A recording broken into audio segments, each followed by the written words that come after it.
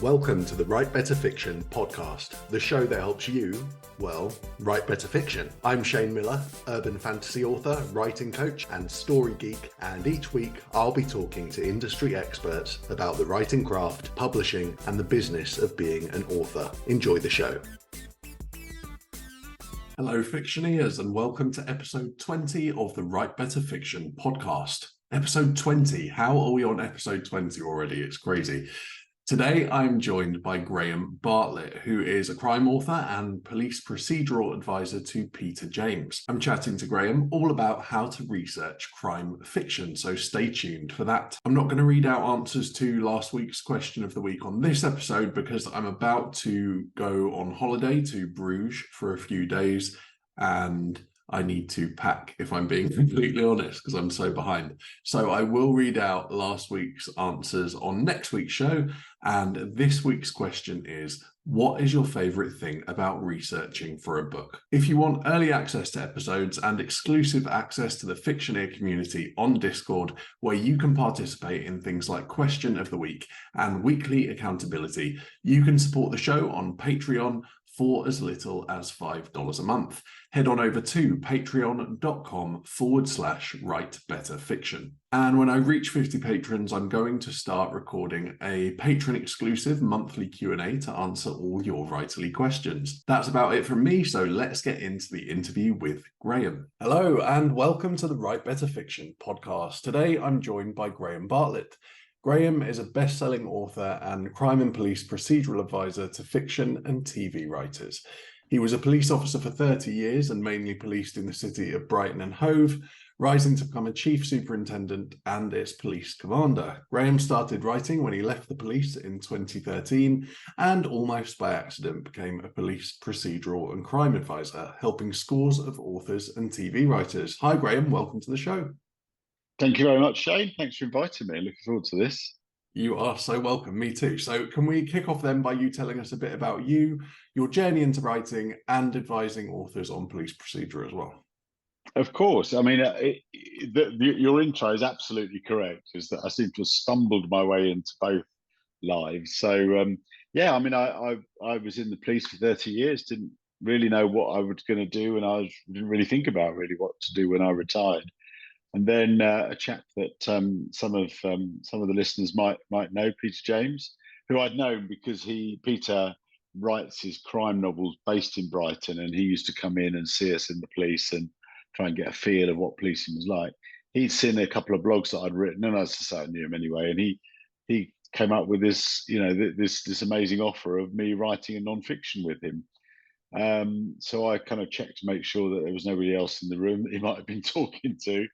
And of course said, yeah, I'll give it a go. And it was a fantastic opportunity because not only did I have the chance to do something which, as I said, I'd never thought of doing before, but I had the greatest coach that you could ever have, obviously yourself accepted, of course, Shane, but I had the greatest mentor and coach, and we kind of pressed on, and I made lots of mistakes on the way, but we ended up producing a book called Death Comes Knocking, Policing Roy Grace's Brighton. And that went into the Sunday Times top 10. And it happened to be the year that Peter was the programme chair at Harrogate Crime Festival, which we've just had this year's version of that. So lots of opportunities there to go there and talk, panel meetings and panel discussions. And people started to come up to me and going, oh, have you helped Peter with his crime and procedure advice? Can you help me as well? And it just snowballed from there. And that's what I've now become is, I'm full-time writer and procedural advisor. If you'd have asked me that 10 years ago, wouldn't even know what they were. Brilliant. Okay, so what common misconceptions then do authors typically have about police procedure, and why is it so crucial to correct them? Yeah, I mean, the first thing to say really is that it's not essential to get everything right when you're writing crime. If you were to be too fixated with accuracy, you'd end up writing a textbook, which nobody wants.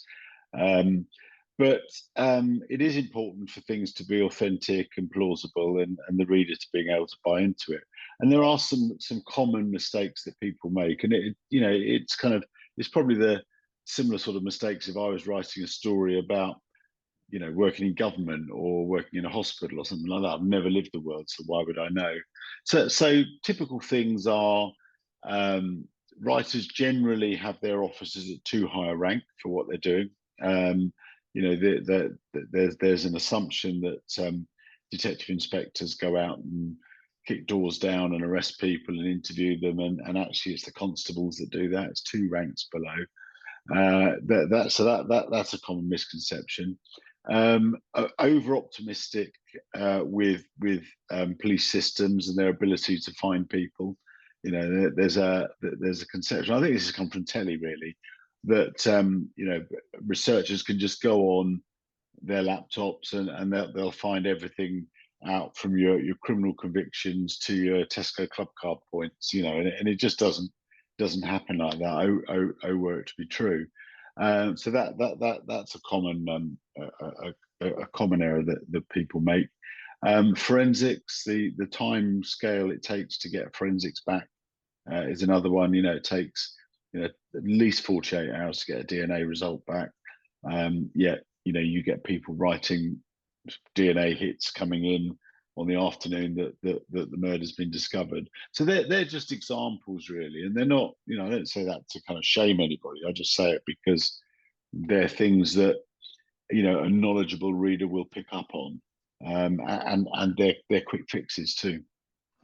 Yeah, and I think you were definitely right about some of the examples of police work we see on TV and stuff, which could be sensationalized or exaggerated. The pathologist time frame you mentioned, that's always one that sticks out to me as one that is yeah.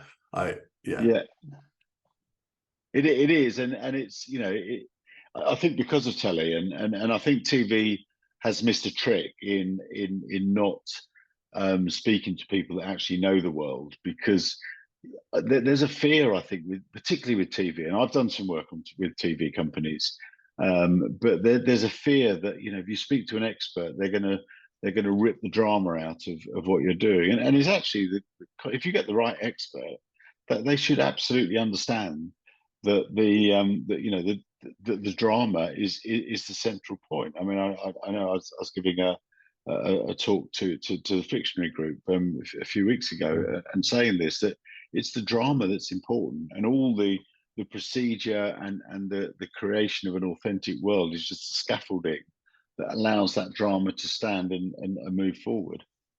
Yeah, and I suppose, like you said, it's not necessarily crucial to get everything right, but it's about balancing realism with that drama, I suppose.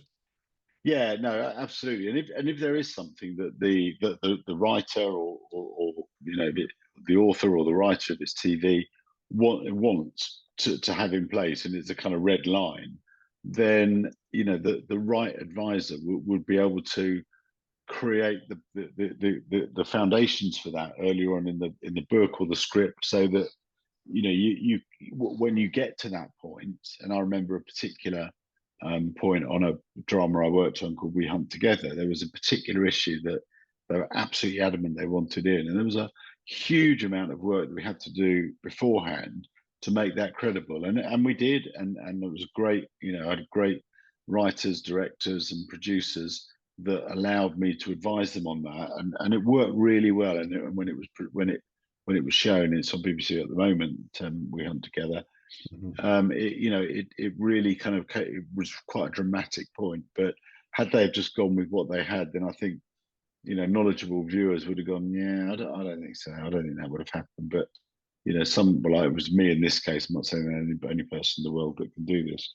But if you understand the story, you understand the needs of the writers and the producers and the authors, then you can work with them to create good but authentic drama. Yeah, definitely. So when an author's crafting their crime novel, at what point in their process do you recommend they reach out to experts like you for advice? Do you know, I get asked this quite a lot, I'm sure you do. it's really there's never a bad time. I mean, ideally, if people come to me at the time, if they're plotters as opposed to pantsers, and I presume that, well, I won't presume that anybody understands. So a plotter is someone that assiduously, writes summaries of every scene, every chapter, and they kind of know exactly where they're going. That's on one end of the spectrum. A pantser is someone like Lee Child, who just kind of sits down, starts writing, and just lets his imagination take him. And most people fall somewhere in between those two. But if you're a plotter, or even a structure, I mean, I write an outline and a structure before I start. If you're that kind of writer, it's ideal to come to me at that point, because you can save yourself an awful lot of unstitching if you kind of understand how the world works. So, for example, I had an author a few weeks ago, great author, really diligent, successful author, came to me with a book, and the whole of the second half of the book, he's now got to unpick, because the way he set it up was all wrong, and it would have been, people would have cried out about that, and luckily, he's that professional that he kind of said, well, I knew there was going to be some work to do on that, and I'm up for it. But it can be quite soul destroying if the whole direction of a book is derailed because of something that you've got wrong, sort of in the first two acts of the book, or whatever. So ideally, come to me at the beginning, but by the same token, I very often, most of my work is with authors who are midway through, and they've got a series of questions that they'll send to me, or we'll have a Zoom call, and we'll kind of talk those things through. So we can, the Zoom call is better because it can be more collaborative then in terms of the creative process. Or manuscript review at the end. I mean, manuscript review at the end is good in that I'll pick up in the manuscript review things that the author didn't know they didn't know. So it might be about, it might be the rank thing that we talked about earlier. It might be how officers address one another. It might be about what department does what. It might be about structures, because certainly with UK authors, there's there can be a perception that the police is one big organisation across the UK, and people can be moved to and fro around it, and that's not the case at all. Each force is its own organisation, and you can't be moved outside. So things like that. So there could, that you might not pick those up, and hopefully in those manuscript reviews, I'm not picking up anything that's going to unravel anything else. But the manuscript reviews, I do pick up detail that you probably wouldn't know you didn't know. Yeah. So the answer to your question is any time, really. Yeah. All the very time. long way of saying that. Just yeah, go all the to time. Yeah. Graham if you're writing crime. That's all you need to do, basically. Yeah.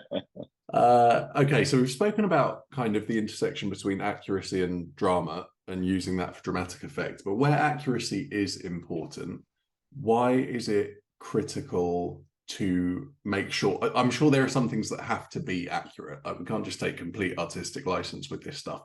So what impact does it have on the readers if those things aren't accurate? So, I mean, it was described to me by an author called William Shaw, who's a good friend of mine, and someone that someone that I've worked with a lot. In that whenever you're writing fiction, you've got a contract with your reader that you're going to take them into an unusual world. So your world is going to, and it might be something as simple as, you're going to have a serial killer in a village that's going to go around killing 15 people in an afternoon in a village. And doesn't happen very often, and Yeah. thankfully for that's the case. But you're going to expect them to buy into that, and so the more you can do to make sure that the surrounding factors of that central story are plausible and authentic, and the reader can go, yeah, I can understand the police would turn up to that, would turn up to the first murder and not see it as a murder, for example, which is, does happen from time to time. I can understand. I buy into that. Whereas, if suddenly you've got the first person attending the scene of a death is the pathologist, so the person that's going to carry out the postmortem, and the police are nowhere to be seen, or then people are going, well, hang on a minute, this is all a bit far-fetched. So it's basically investing as much authenticity into the surrounding world and environment, so that your extraordinary story can be believed, and your reader will buy into that. And also, crime readers particularly are so knowledgeable these days. That's not just because of the amount of crime fiction are out there. Crime's on the telly all the time, where you can't move for fly on the wall documentaries. There is literally everywhere. There's whole channels dedicated to it. True crime podcasts. People know more about crime and policing than they did sort of 15, 20 years ago. So you don't want to kind of upset them and just think, well, no, that's not how the police do things. It can work the other way, in that you get what we call the CSI effect, where a friend and colleague of mine, Kate Bendelow, who's she's a crime writer, and she's also a crime scene investigator in Manchester. She regularly goes to scenes of burglaries and told off for not using that torch, what they used on CSI last night. And why can't you just put the DNA into your laptop and get the results straight away? So it can lead to extraordinary expectations in real life. But I think if you can get people to buy into that, their characters and the world, then your extraordinary story can fly. Yeah, that's interesting. You mentioned that. I hadn't thought about how some of these things that are sensationalized in the media would impact somebody in their real life career. But I guess that makes sense. I'd not thought of that before. No, and so I don't know what sort of world people live in that think that Hollywood are producing fly on the wall documentaries and calling them CSI. But it's absolutely true. And you speak to any scenes of crime officer, and they'll tell you that. In the same way as if you speak to any other detective, the UK, they'll say, well, you didn't read me my Miranda rights. And you go, well, that's because we're in the UK, we're not in the States. It's different. So there's a lot of people that probably should be watching more true crime than fictional crime. Yeah, that's very true. Okay, so you mentioned your consulting work with authors, and you might jump on a Zoom with them and however else. So how do you approach consulting with authors to ensure that the police procedures that have to be credible are still engaging for the reader? And I know you kind of mentioned the balance between drama and credibility, but if we could dive a little bit more into that, that'd be great. Yeah, sure. I mean, I start off every consultation, or every series of consultations, by saying that your story and your characters are king. That's what we're here to do. We're here to work with your story and characters, and that we will flex what we can to do that. I also say, and then sometimes people go, well, what are you talking about? When I say you don't have to get everything right, but don't get anything wrong, and that people go, well, what do you mean by that? So what I mean by that is that, say you're describing somebody being arrested on the street or in their house or whatever, and I'm telling you what happens at that point and what their journey is, then how they're treated, what's said to them, how they get to the police station, what happens at the police station, who they meet at the police station, what happens to them once they're booked in, all the way through to the point of the interview. Now, you don't have to get all of that right at all. Because you don't need to mention it. You don't need to mention it. Your points of action are probably the arrest, and then in the interview when the difficult questions are being put. So you're actually probably cutting out 6 hours of policing in that. So you don't need to talk about the fact that they'll be handcuffed to the rear and put in a van, and the van will be da da da da da, and then they'll meet the custody officer who'll give you just kind of go. So you're under arrest for murder. DC Miller read them her rights, and then scene break. So why the hell did you run away from the scene? Said Miller to, so you're literally cutting that out. It's happened. I've told you that it's happened. So not to write it happening in the back of a police car, or not to have a detective inspector doing it, or that they will by then have had a solicitor with them if they wanted one. That, but you're actually cutting that out. But when you get into the detail, so when you're talking about the arrest and you're talking about the detail of the interview, that's the bits you want to get right, because you're going into the detail. So anything you're going into the detail of, you get right, but don't be a slave to the research. I mean, I use a kind of term as well, that that every word in every sentence, in every paragraph, in every scene, in every chapter has to earn itself its place on the page. So the booking in of a person into custody is probably the dullest part of policing, or what it's a contender for it. There's several close runners. So that's not going to take your story anyway. That's going to make your reader put the book down and turn the light out, and that's the last thing you want them to do. Yeah, definitely. Really good tips there. So this kind of touches on, I suppose, what you just said about some of the boring parts of police procedure. But when we're working on crime scene description in particular, what elements should authors focus on to ensure authenticity? And since we've been talking about balancing the story with authenticity, what bits can they leave out? As in, obviously, we don't want a blow by blow of everything that happens at a crime scene.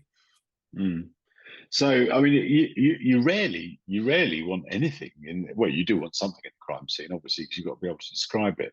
But I think if you're providing you give the reader the understanding that the crime scene is protected, so people aren't wandering in and out of it, even police officers aren't wandering in and out of it. That those that are in there are dressed properly, so they're in the white forensic suits, and they've got face masks on, because DNA techniques are so sensitive, they'll pick up anything these days. So providing you've got that, and providing that you've got you can evoke a sense of order, and sort of methodical working, then as far as the scene itself is concerned, and the feel of that scene, that's all you need. So now you then need to focus on what you're finding in the scene. So there's obviously going to be there might not be a body in there, but say there's a body in there, there might be a weapon, there might be signs of a disturbance. Now, I would suggest that if you can tell that through the eyes, nose, and ears of a character, so you're getting into the sensory side of it. So the first thing you always experience when you go into the scene is a smell. It might be a smell of a decaying body if it's been there for a long time. It might be a smell of alcohol. It might be a musty smell. It could be anything at all. But if you use the senses to evoke what it is, it might be that that you're. It's unlikely your officer's going to be sick, but you start by the officer feeling nauseous because of the state of the body, and then you go in to describe, what the body looks like, as in, what it reminds them of. I was watching, because I'm a bit weird like this. I was watching a documentary last night on Adam Brooks Hospital in Cambridge, a big trauma centre in Cambridge, and it showed a woman's foot that had been degloved in an accident. So basically, the skin had been ripped off, and it looked like a pig's trotter hanging up in a butcher's shop. Now, if you've got your investigating officer, and that's the point of view you're looking at, describing it in their mind or to their colleague as being like a pig's trot, we all know what that looks like, or a lot of us will know what it looks like. If you talk of a kind of a sweet, ferrous, gagging, cloying smell, you've got blood. You've got blood spillage on that. So using the senses so that your reader can experience that, rather than just giving cold, there was a body lying on the floor with its head pointed towards the fireplace and its legs pointed towards the door. It looked like it had been stabbed 3 times in the back. That's not good writing. So to try and get into the eyes, the nose, the ears of whoever your point of view character is. Yeah, and that's advice I always give when I coach authors as well. The sensory details are so important and really help to bring it to life, because like you said, without that, it's quite 2D and not very engaging, right? Mm. Mm. You want the reader in the room, don't you? You want the reader in the room with them. You don't want them watching out the window. You want them standing by this. You don't really want them standing by. You know what I mean? You don't want them sort of watching through a shield. You want them in there experiencing what your point of view character is experiencing. Yeah, definitely. Okay, so why do you think then that some crime fiction writers choose to sidestep accurate police procedure where it needs to be accurate, of course? And what are the potential repercussions of this choice? I think, a lot of crime writers these days write cozy crime, which often involves amateur sleuths. I'm actually chairing a panel at the Capital Crime Festival in London at the end of August, which is called Unlikely Detectives, Amateur Sleuths Be Trained Detectives. And a lot of the books I'm reading are around sort of, vicars and people that just kind of found themselves as being in detective roles. So I think that's actually quite a good way of getting around police procedure. You don't need to worry about it because you're seeing it through the eyes of an amateur, really. So that's quite good. But I think some crime writers think they know because we talked about it earlier. They watch a lot of crime drama, and they assume that that's accurate. Some don't know that they don't know, so they think it's easy. A lot of people think policing is easy. You've only got to pick up any newspaper to see that the world thinks policing is easy. Some don't know who to ask, or they find themselves going into Google rabbit holes trying to find things out, which in the end they give up and just think, well, I'll make it up. And you hear this quite often. Well, I just make it up. It's fiction. I'll just make it up. Well, you do just make it up, but you can actually find out, how the world really works and make a decision. And I think some are lazy, if I'm honest. I think some are lazy and therefore don't have enough respect for their readers. I wouldn't write a hospital drama. I wouldn't write a drama about someone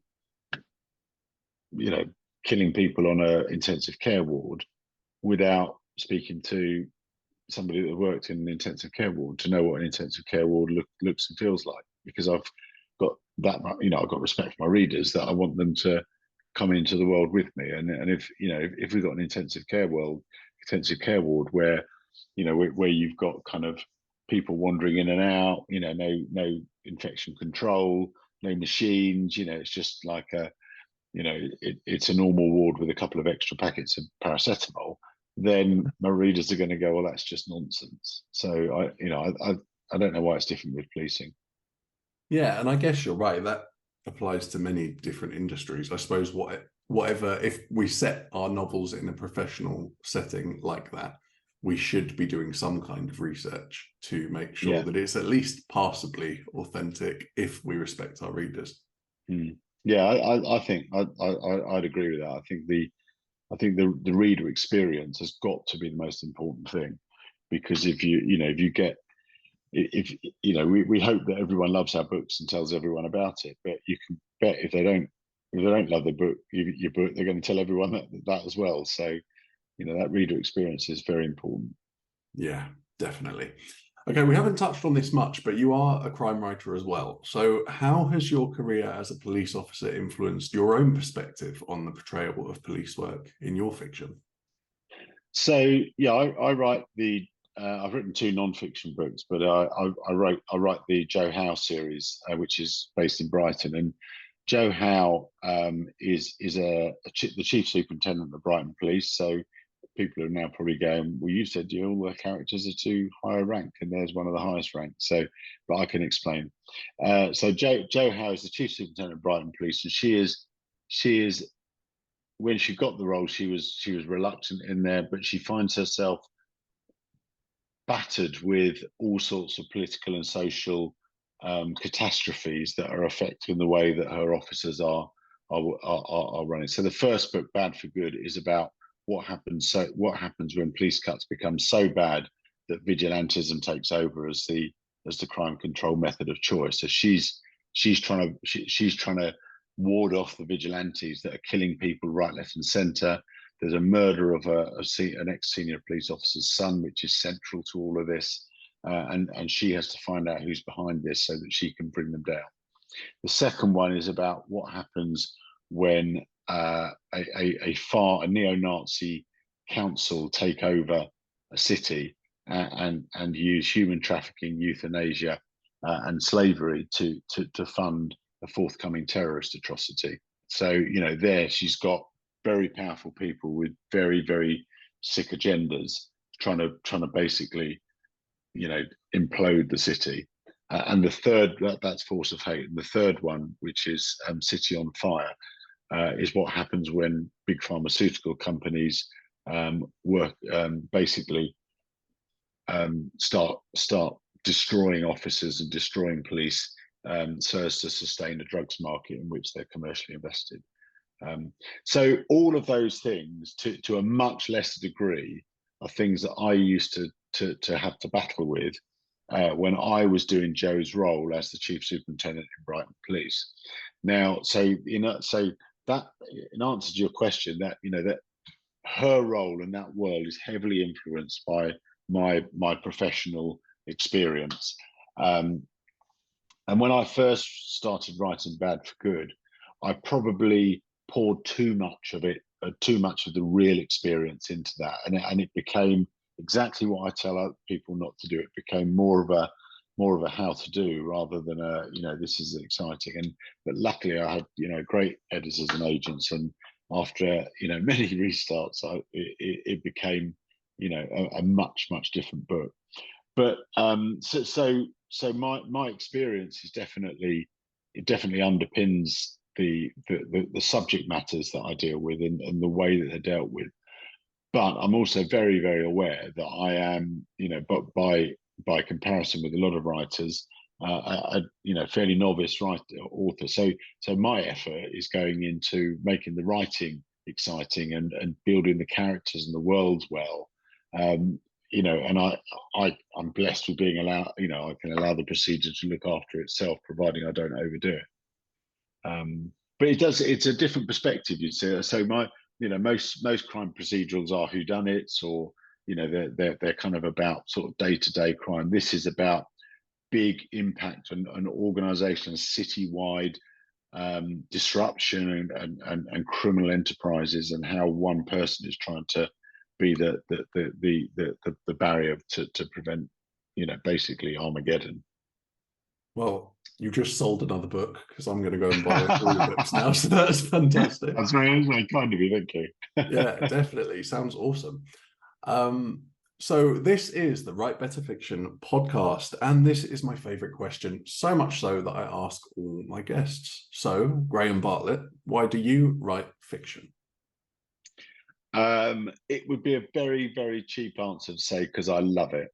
I write. I'm never happier than when I'm writing fiction. I've written non-fiction, and that's rewarding in its own way, because you're taking quite complex stories and complex issues and trying to present them in an accessible way.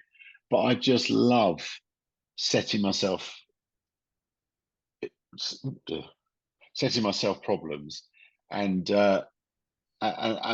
then digging myself out of them. I mean, I was writing today, as I try to do every day. It doesn't always happen, but I try to do every day. And I knew what I wanted this particular scene to do, and it's quite an important scene in my new book. And I knew roughly what I wanted it to do, and I knew where I needed to end it, but I had no idea where I was going to take it in the middle.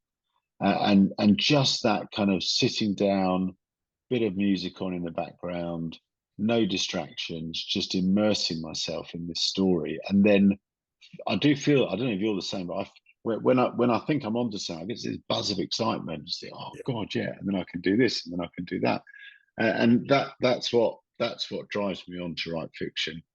I certainly don't do it for the money. A few of us do it for the money. I do it because I love writing stories. I love making up worlds. I love creating problems and solving them. And I hope, people will enjoy reading them.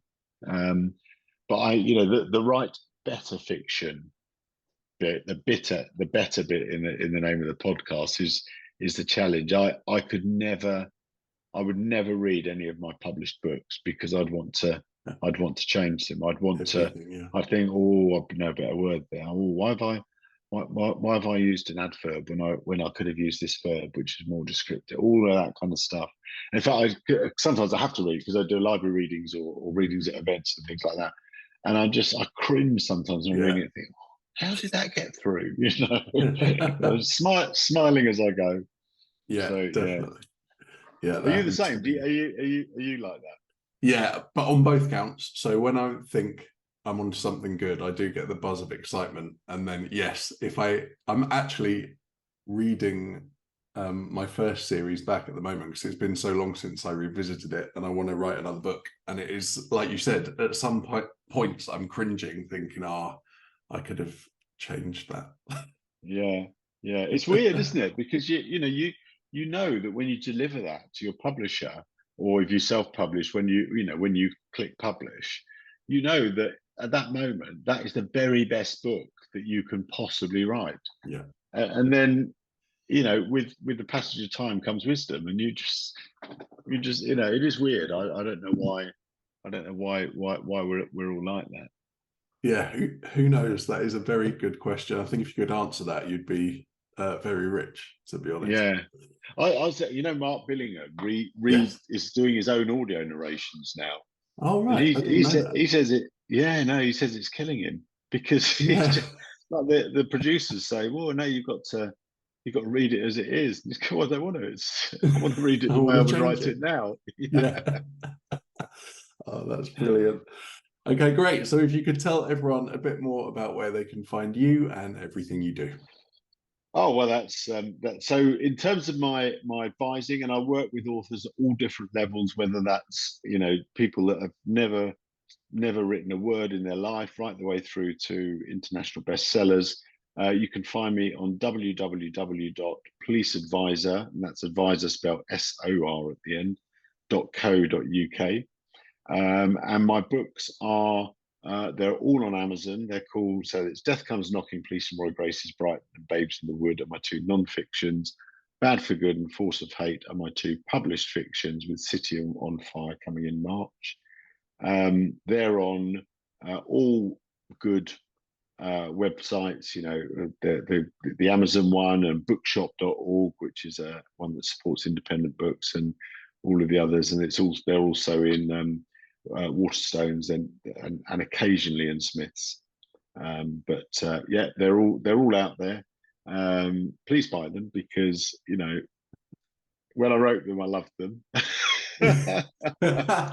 Yeah, but don't come back to me with you could have put a better word in there, because I kill myself enough with that, so I don't need you helping me on that. Oh, that's fantastic. Well, thanks for coming on the show, Graham. That was great.